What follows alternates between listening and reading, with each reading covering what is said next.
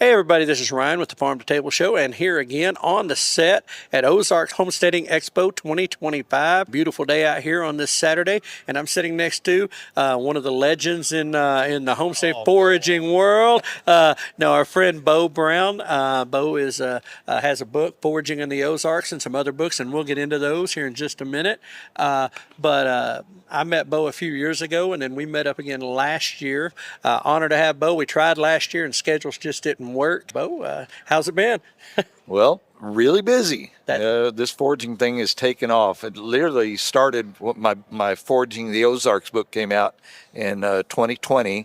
Right. And I've been doing more foraging standalone classes. I started out teaching Stone Age wilderness survival skills. Right. It's my 35th year of teaching all this stuff. And foraging was a part of it, but it was just eating what you could find out there. Right. About 10 years ago, people were getting more interested. So I got more into about 20 years ago, I got into the culinary aspect of it. Okay. So preparing chef level food with all these wild flavors that you cannot buy in the store. And I'm interested. So, yeah, it's there's just so many food plants out there, and that's what my talk was about humans evolved eating hundreds of species of plants. When we started moving into agriculture, a lot of that stuff would not grow out of its natural environment, so they were down to dozens of species. Right. And within a few generations, we started having diseases. Right. They call them diseases of modernity, of bone loss, teeth enamel loss. Right. They even got shorter for a while. And it's because even though we had more food than ever, we weren't eating the species diversity that you get in the wild. So if you go to the grocery store, it's a pale remnant of what you can find out in nature. It's just a few dozen species, and most of those are not native to even this hemisphere. Right. They've been selectively bred for over anywhere from 2,000 to 15,000 years to get larger, sweeter, more color, longer shelf life. Every step of that selective process dilutes the medicinal compounds, the nutrient density, and the vitamin content. So Wow. it's just a fun outdoor activity. It's a family. It's a community building activity. There's just so many reasons to get to learn this stuff. And the people out here, they're growing food. Right. So the big thing is weeding your garden and weeding your crops and all that kind of stuff. Right. Something like 70% of the plants that grow that will pop up, they're disturbed ground colonizers. They were brought here only because they were treasured in their home countries. The Okay. people that brought these plants over on the boats thought enough of them to bring them because they didn't know what they were coming into.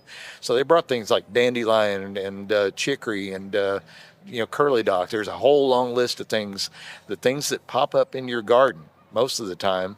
Right. And people are spending millions of dollars and thousands of man hours to eradicate things that were treasured food in their countries of origin. So I wonder how much of that is they want the Pinterest looking garden that's all clean and neat and tidy. Yes. Versus just growing things within what's there. Yeah, and that's what I tell people. If you want to learn edible plants, when you plant a garden, look at all the weedy things that you didn't plant that come into there and get to learn those things. Because like I said, 3/4 of them are going to be food plants. Wow. And if you're walking out in any kind of habitat that hasn't been sprayed or laid down as sod, if there's green growing plants there, you are walking on food. Every step you take, you're walking on food. If you look around at every single tree that is growing here, I'd say there's only a handful that don't produce a food item of some kind or something useful. So It's just food is literally around every step, and people have lost it because we buy our food in stores now. Right. I heard somebody put it this way, that we live in a salad bar. Yeah. We just don't know it. Yeah, that's exactly true. I'm going to steal that. Okay, you go ahead. You can have that because I don't know who I heard it from, so I just know I heard it. And it's that thing. So, how? I mean, I've seen you here at this, and I know you go to other events. The homesteading community and foraging and how those two meld together. How has that kind of grown together over the last few years? Yeah, that's there. I did a TV program called Farming is Life. And Okay. it was people that had land that wasn't being that productive, that they wanted to turn them into wild food farms. Okay. So that's kind of the new big thing, is figuring out that the plants that we've been planting since we've been here they're European species. They're selective bred things Right. they're big. They produce lots of food. They're sweet and colorful, but you've traded all medicinal qualities, like I said, for sugar and water. Right. So they're starting to plant native species that have adapted to this region. So they're much more trouble-free. You don't have to put pesticides on them. You don't, Right. they're adapted to the climate. You don't have to water them as much. Cool. So there's all these benefits from growing natives. There's a resource called grownative.org. Okay, grownative.org. Okay. And so it can help you incorporate those wild species that are, a lot of times they're already here.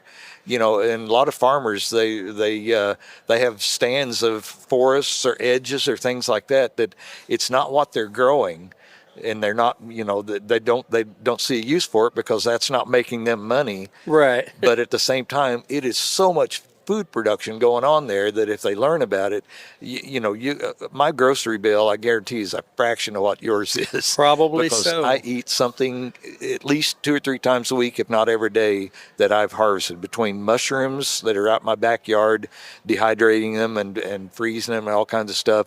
Plants, I'll freeze them up. I'll dry herbs and all kinds of things. Right. And just between that and what's growing actively at any given time, if I've got whatever I'm cooking, if I go out in the yard in 10 minutes, I've added bulk to whatever it is I'm going to eat. So Okay. it's just a way to increase your food supply, and a lot of those trace elements and minerals and things, like I said, you don't get that. You don't get Right. all that stuff in domestic food. Right.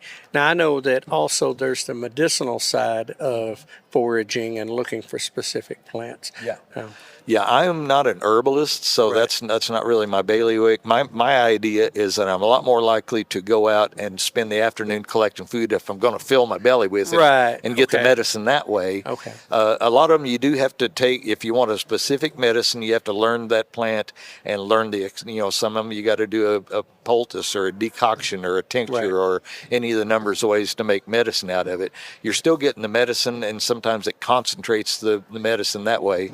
But like I Right. said, if you're just eating the plants, you're still getting it, and you're getting all the nutrition and Right. all the things. I brought that up because you'd mentioned about, the things you put in your gut, the food, kind of that whole deal, and what we're missing that we used to get. Yeah. Now you've gotten several books now. Two. Okay. Uh-huh. I know we carried a few for you. I was like, okay, how many's in here? But so I know you got Foraging in the Ozarks and Foraging in the Grasslands. Foraging Central Grasslands. Central The Grasslands book, the Ozarks book was the Falcon Outdoor Guides has over 20 books in that series. Right. And they told me at the 21 and 22 years of 2021, 22, my book was the top seller of all those. Wow. That's And awesome stuff. so anyway, they asked me to do a second book, and so I did the Grasslands because nobody had written one specific to the prairies and grasslands since 1987, and that was an ethnobotanical guide. It was about how the Indians, Native Americans used Right. those plants. It wasn't a cookbook and didn't have all that stuff. It was a great resource, and it was a great springboard for me to use a lot of the species he covered, but turn it into a modern foraging book with color pictures and recipes and all the Right. things people want to learn about them. Right. So, in what you work with, I mean, I know you're here in the Ozarks, and so that's hence Foraging the Ozarks. Oh, yeah. Worked out really well. But do you do walkthroughs? Do you go out to places? I do. That's a big part of my living right now, is that people contract me or hire me to come out and come to their property, and we'll just do a walkabout. A lot of times they'll get a group together of up to 16 to 20 people, charge maybe $30 a head to get me what I need to come out there. Right. And we just spend the whole afternoon. And in the spring, I do a thing where I'll bring a few things from home. I make my own vinegars, wild fruit syrups to make wild vinaigrettes. I'll bring feta cheese and some wild fruits or something like that, and make a gourmet salad with all the greens that we pick during the walk. Okay. So, and it will be a lot of times up to 20 species of plants in a salad. Oh, wow. You cannot get a salad with more than a half No. a dozen species. My record is 34 species in one salad, and there were 21 individual plant families represented in that 34 plants, and half of those were species that the entire families you couldn't buy a member. You couldn't buy a member of that entire plant family in any store or market. So it's diversity that you just don't get in your diet any other way. And growing natively, just Yep. out. Yep. Right. And and I think about myself as somebody who still uses a lawnmower. and, Yeah. and it's like I always said it was like I try to make it as far into the year as I can because I want the bees and I want them to have their time to do Oh, what yeah. they do. Yeah. But then I've got like I forget what they call it, but it's like a native garlic that grows on my property. Yeah. And it will not die. I mean, I can cut it down. It don't matter. It's coming back. Well, you should be eating that. Yeah, I know. And I'm like, It is actually better. The one that comes up in your yard, it's another non-native European species, Right. allium vanille. They call it crow garlic or onion grass. I think is Right. another name for it. But a lot of people discovered foraging by mowing their yard because they hit something and I smell onion, and they went Yeah. back and learned it. And Dig that those was- up and try them, and they're better than the stuff you buy. They're amazing. I always know where they're at. I've got one area that I intentionally don't run over them in that area Yeah. because it's just an area I leave alone. Yeah, but a lot of people when they're mowing, they'll leave an edge. Right. That just leave it alone. If it doesn't, unless it comes up in big tall stuff that's getting Yeah. in your way or whatever. Yeah, But, no, I've got a perimeter that I leave alone Yeah. and let things grow. It's just right around the house, right around Yeah. the things I have to, so I can get in and yeah. out. Well, spend enough time in that book and other resources. Now they got plant apps that you can Right. use to use. I don't trust those things. Well, but they're a good tool. They're I really was to good say I have shot a photo and sent it like to Stuart and Ashley. It's like, what is this? Oh, yeah. Because I had a tree that started producing berries that I had never seen produce berries since we had the land, and and they told me at the time what it was, and I was like, okay, it's edible, and they're like, well, yeah, you can. What was it? I don't know I can't remember. I still Yeah. can't remember at the time. I just wanted to know if it was something dangerous because my grandkids Right. run around out there, and I just Yeah. didn't want them getting into something. What I discovered is the deer love it. Oh, yeah. So that's Yeah. great. That's the thing about foraging is that, we're out there collecting a lot of stuff, and you only take a third of what you find out because we're not the only ones eating that stuff. Right. Oh yeah. Deer have to eat it. I've got a persimmon tree and that berry tree, and I've got it's a green apple. Yeah. But I wouldn't eat it. But Yeah. but it grows. It's very sour, probably. Right. Very sour, and but again, the deer love it. Yeah. So I let them have it. And Well, that's sour. The thing that's sour in there is the same thing that makes sumac sour. Okay. And sumac berries, everybody here makes sumac lemonade. It's called Okay. malic acid because the genus of apples are malus, M-A-L-U-S. Right. That's why it's named malic acid. That is a powerful antioxidant, and it's like vitamin C. It's an immune system builder, help Okay. you fight off colds and things like that. So it's learning about those constituents that are in all the plants like that, whether it's a native plant or an introduced plant. A lot of times Right. the thing that gives it that flavor is an important medicinal compound of some kind. A lot of times the bitter constituents and things like dandelion, that's something we've eradicated from our diet is bitter and strong flavors. Right. We want it sweet and mild. The bitter stuff is where the medicinal compounds are. There's things like anthocyanins, polyphenols, and other phytonutrients. They're all bitter compounds, but they're cancer fighting, immune system building. They're they're tumor reducers. They're all Right. kinds of things that are in those plants. And it's like I think to this, and of course, a lot of other things, dietary, food wise, and medicinal side. But I sit there, and it's like for me, I can look at when we went to industrialized food, the rise in certain ailments. Oh yeah, Yeah. that's what I covered in my talk. Oh, see, there's even a better. And I whole- wasn't even there. Yeah, there's a whole archaeological study of people that were living in Europe and the Middle East, where there were side by side hunter-gatherer area people, and then people that had adopted agriculture. And within the first few generations, they started seeing evidence of more disease, of bone lesions, of loss of tooth enamel, of bone density loss. They even got shorter after a few generations because even though they had more food than ever, they were producing a lot of food. The nutrient or the species diversity had drastically reduced. Right. And a lot of it is because when a plant is growing in its natural habitat, it's connected to the mycorrhizal network of mushrooms that come out, send little threads out, Right. and connect to the tree roots. That actually changes the soil biome. The mushroom mycelium is pulling nutrients out of it, but in return, it changes the soil biome that improves the conditions for that plant and makes it healthier. Right. So if you take a plant out of that condition and try to grow it in a garden situation, you can't replicate that mycorrhizal network.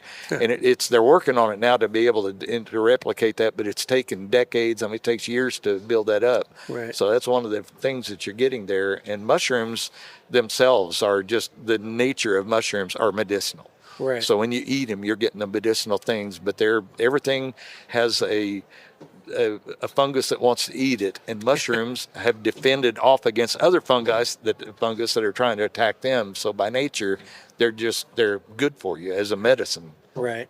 And I know that's, we talked, with Stuart Nash, we were talking about that, about the fungi and, the different ones, and they walked us through on that, and it was really a interesting thing. And I'm a portobello guy. I like them on my salads and stuff like that. And, so it was watching that. But I watch other people who they go looking for the morels and they go looking for all that stuff, and that's a big deal for them. Oh, yeah. Yeah. But if you've only eaten store-bought mushrooms, you haven't eaten mushrooms.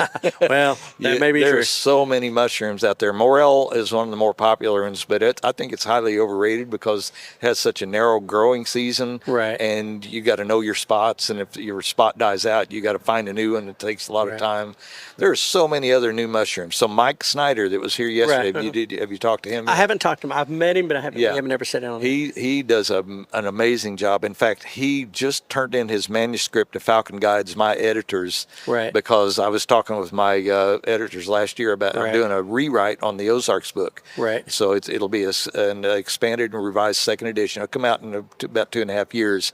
But I was talking with them last year, and I just told him, I said, this guy in the Ozarks, he's amazing. If you want a comprehensive mushroom book, Mike is your guy. So he just turned in the manuscript for Foraging Mushrooms in the Ozarks. It'll be out probably sometime in the next 10, 12 months. Cool. That'll be something to look forward to there. There's so many new resources out about learning this stuff than I had when I was getting into it. So well, and that's good that there's that expansion of available resources, because I know that's usually the hindrance to a lot of people is just not knowing what they're doing. Yeah. And so but it's highly accessible. There are numerous Facebook groups for regional, like Missouri has the Missouri Wild Food Foraging page. I hit that a lot. There's 2 or 3 of them in all the surrounding states have them. Okay. And so that's a good resource. A lot of kids get turned on to it because they're on Facebook, and then they see their friends, I went out and picked all this stuff out in my yard, and so they're off into one it. leads to another, and there you go. So it's getting to be a lot more popular.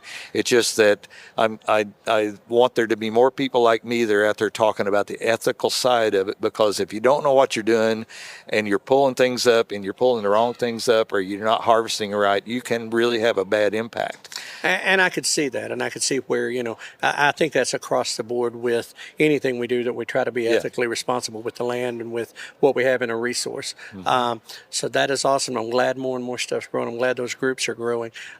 So again, just real quick, let's tell us more about the books and kind of what those are. Just kind of, we can show. I'll show you the cover of it. This is Foraging the Ozarks. It came out in 2020. Has about 120 species of plants. Every single plant in this book occurs in the Ozarks. It's got recipes. Now, I'm a foodie. So all these recipes are foodie level recipes. I've even got in there what I call mommy recipes. Okay. There's a lot of cocktail recipes. I got you. Okay. So you're using these plants to get flavors that you can't buy in the store, and it's just there's so many ways to combine them with the food you're eating to get new things. Or sometimes you can eat an entirely foraged meal. 100% of it is what you walked out and gathered. Okay. Ecologically, you can't get a smaller carbon footprint in your food than walking out your door and eating a plant. True enough, and that is definitely straight to the table. Every single plant that you buy in the store has just tons of carbon associated with it, of fossil fuels to grow it, fertilizers, pesticides, the truck fuel to get it to where you're going to eat it. Just so many steps along the way that involve fossil fuel carbon footprint, and foraging reduces all that. And it's as fresh as you can get it right off the plant. You can't get any fresher than that. So anyway, they asked me to write a second book. So this is the Foraging Central Grasslands. It covers prairies and grasslands from Texas to Canada.